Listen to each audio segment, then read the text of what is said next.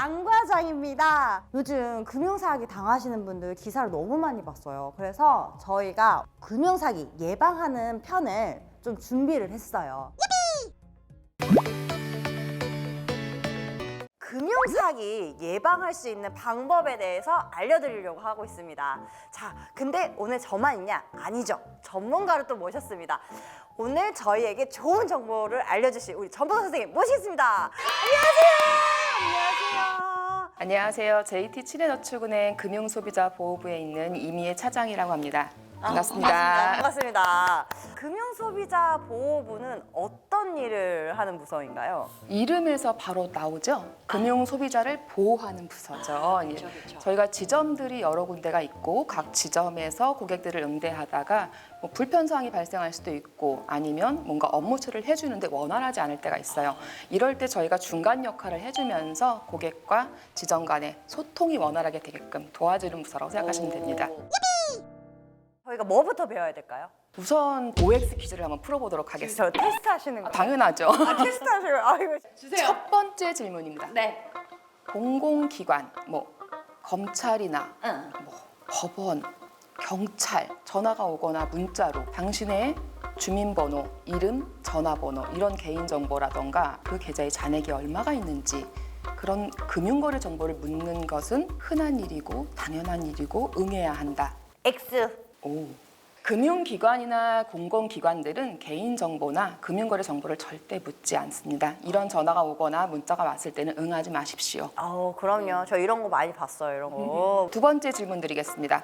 불법 대출 중개 수수료는 대출 빙자 사기와 다르다. 오. 어떻게 알았지? 나 그래도 금융권이에요. 진짜 너무 무시하다. 나 진짜. 어떻게 알았지? 이거 조금 난이도가 있습니다. 전기통신 금융사기 피해금 환급에 관한 특별법에 의한 환급제도는 국가에서 피해 금액을 대신 보상해주는 제도이다. 다시 질문을 드릴까요? 어렵죠? 환급제도? 네. 오? 땡! 틀렸습니다. 이런 법이 있다는 것도 사실 뭐 이런 제도가 있다는 것도 많이 알려지지 않았습니다. 용어나 그런 게 어렵기 때문에 이런 시간이 필요한 겁니다. 그렇죠. 네. 저도 같이 배우겠습니다. 네. 제가 알고 있는 거 최대한 많이 알려드리도록 하겠습니다. 첫 번째는 보이스피싱입니다. 지난 그 대전지점에서 발생했던 사례 같은 경우는 70대 예금 고객이 지점 창구에 내방해서 예금 멀쩡한 예금을 중도해지해서 현금으로 달라 하니 수표나 뭐 아니면 계좌 이체하는 방법도 있는데 라고 이제 고객한테 아무리 안내를 하고 위험하다라고 다시금 말씀을 드려도 이분께서는 단호하신 거예요. 난 무조건 현금으로 가져가야 되겠다. 고객을 이제 가만히 관찰을 하다 보니까 핸드폰에 070이라고 떠 있는 번호로 계속 통화 중이고 그리고 그 전화를 끊지도 않은 채 계속 불안하고 초조해하고 어쩔 수 없이 고객 동의 없이 경찰을 불러서 피해를 막았던 거죠. 네, 이런 보이스피싱의 특징이 좀 뭐가 있나요? 보이스피싱의 특징은 일단 전화죠. 전화가 왔는데 내가 모르는 사람이에요. 내가 어디를 거래한다고 명확하게 콕 집어서 하려면 나에 대한 정보를 이미 알고 있어야겠는 거죠. 그러면 내 정보가 이미 어디선가 유출이 된 상태이기 때문에 뭐 검찰을 사칭하거나 금융기관을 사칭하는 일이 쉬워지는 거고 전화 통화를 끊지 않기 때문에 중간에 이게 사실인지 아닌지 확인할 길도 없고 내가 지금 독촉을 당하고 무슨 일이 벌어질 것 같다는 그 압박감에 깜빡하고 속아 넘어가는 거죠. 그러면 두 번째 메신저 피싱 사례는 예전에 저희 채팅으로 많이 했었죠. 잘 지내? 오랜만인데 내가 좀 급한 일이 생겼어. 얼마만 좀 보내줘라. 일주일 뒤에 줄게. 돈을 보내주죠. 그게 메신저 피싱입니다. 그래도 메신저 피싱은 이제 전화 통화를 하고 있는 게 아니기 때문에 바로 확인을 할 수 있으니까 그건 조금 안전한 것 같기도 하고 보이스 피싱하고 다른 특징이 있는 것 같긴 한데 이게 어떤 특징입니까? 글로써 하는 거죠. 글. 네, 목소리가 들어가지 않은 채 글로만 하기 때문에 내 자녀라고 하는데 아니면 내 지인이라고 하는데 글에서는 확인이 되지가 않는 거죠. 다음 세 번째. 피싱, 낚시, 아까 말씀드렸죠. 낚시를 하는 거죠. 예, 이미 인터넷 주소를 클릭하게끔 했어요. 보이는 게 없어서 다음 이어지는 게 없으니까 뭐야 이거 스팸이야? 그래서 그냥 무시하고 넘어갔어요. 근데 클릭을 하지 말았어야 되는데 클릭을 한 거죠. 그 순간에 이미 악성 코드는 감염이 됐습니다. 들어가려고 하는, 송금을 하려고 하는 해당 사이트가 정상적으로 나는 들어갔는데 가짜 사이트로 연결이 되는 거죠. 뭐 메일이든 뭐 문자든 뭐 오는 그 링크를 타고 들어가면 분명히 똑같은 것 같은데 가만히 보면 조잡하죠. 실제로 눌렀을 때 다음 페이지로 이동해야 되는데 그게 이동이 안 되는 겁니다. 왜? 그림이니까. 연결이 이렇게 자유롭지 않고 그냥 뭔가가 좀 그 문제가 있구나. 네. 근데 들어갔을 때 그 페이지가 유사한 것 같은데 살짝만 다를 수도 있나요? 거의 캡처하듯이 만들어 놓습니다. 외관상은 똑같아요. 야, 나 혹시 당했나? 나 지금 약간 당한 필인데.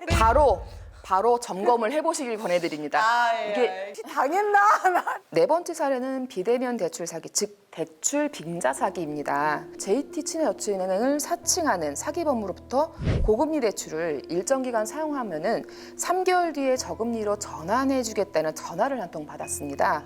전화 내용에 이제 현혹된 방 누구누구 씨께서는 뭐 땡땡 저축은행과 뭐 띵띵 대부에서 총 1,500만 원의 대출을 받았는데 대환 대출을 위해 필요하니까 지정된 계좌로 대출금을 입금하라는 사기범의 지시에 따라서 대출받은 1,500만 원 모두를 입금을 했죠.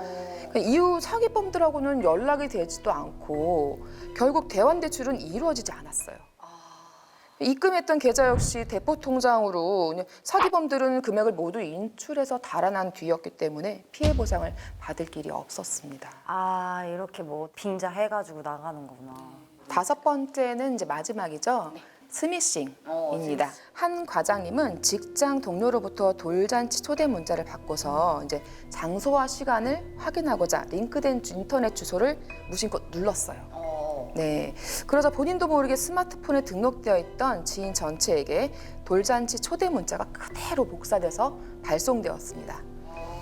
본인 말고 지인들의 스마트폰에도 악성 앱이 설치되고 금융사기 위험에 노출되는 그런 결과를 만들었습니다.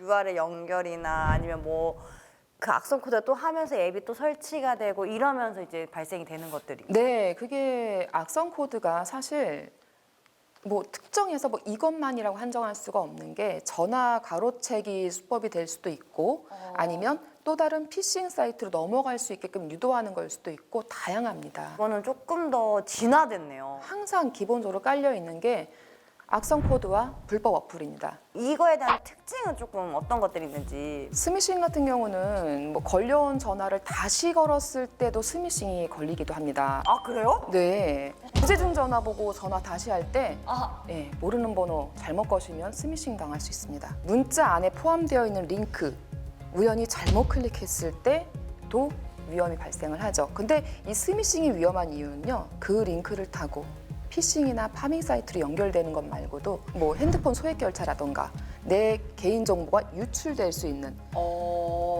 그걸 유도하는 게 스미싱이죠. 사실 지금 이게 역할 분담이에요. 그 5가지 유형들 자체가 피해가 발생하게 되는 과정 중 어떤 행위는 어느 단계에서 생기고 하는 역할일 뿐이지 발생하는 거는 고객들이 피해를 입었냐 안 입었냐에 따라서 어느 단계에서 멈춰지는 것뿐이에요. 이 모든 과정들이 처음부터 끝까지 다 생겨서 발생한 피해들, 그 사례를 말씀드리려고 했던 겁니다. 그럼 그 피해 사례 알려주세요. 그러니까 첫 번째로 뭐 대출하던 고객들한테 발생했던 일, 그걸 말씀을 드리겠습니다. 네네. 타 금융기관의 저금리 대안을 사칭해서 해당 금융기관의 어플과 유사하게 만든 피싱 사이트에 접속하게 하거나 전화 가로채기 등의 악성 앱을 설치하게끔 합니다. 이후 다른 사기범이 당행의 법무팀 또는 뭐 채권관리팀, 금융감독원 등을 사칭하여 여신금융업의 대환금지 조항을 위반했다는 명목으로 위약금을 요구하거나 아니면 대출금을 상환하지 않으면 신용상의 불이익 및 법조치가 진행된다고 협박을 해서 계좌 이체 또는 직접 방문을 해서 현금을 편취했던 사례가 있었습니다.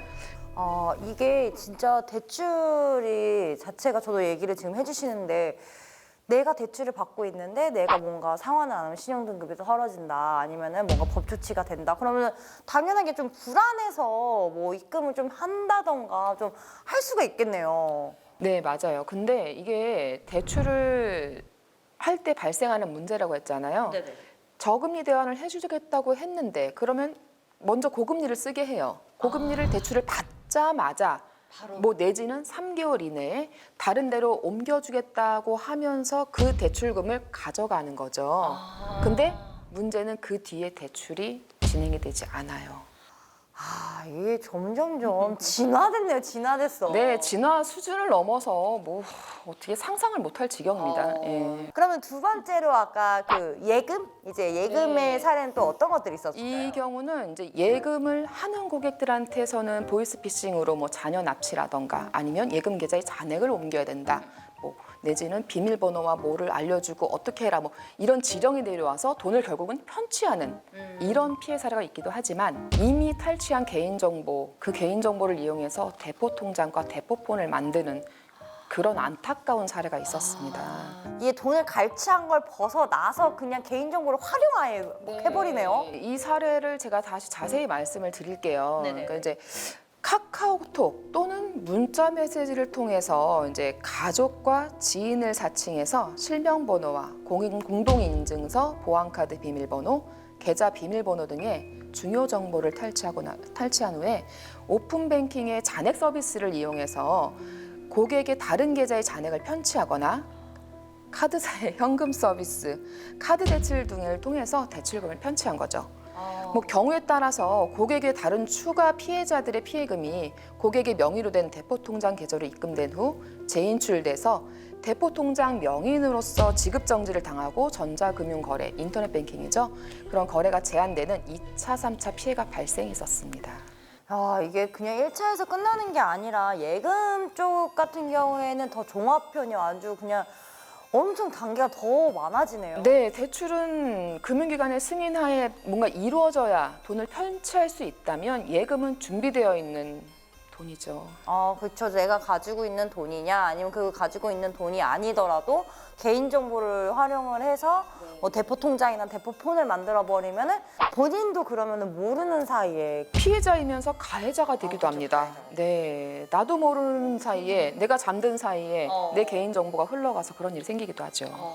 이거 너무 수법이 되게 어렵다. 네, 기본적으로 첫 번째 이제 아까 말씀드린 건 의심. 공공기관이나 이제 금융기관은 어떤 경우에도 금융거래 정보를 수집하거나 금전 이체, 현금 지급을 요구하지 않는다는 사실을 명심해야 합니다.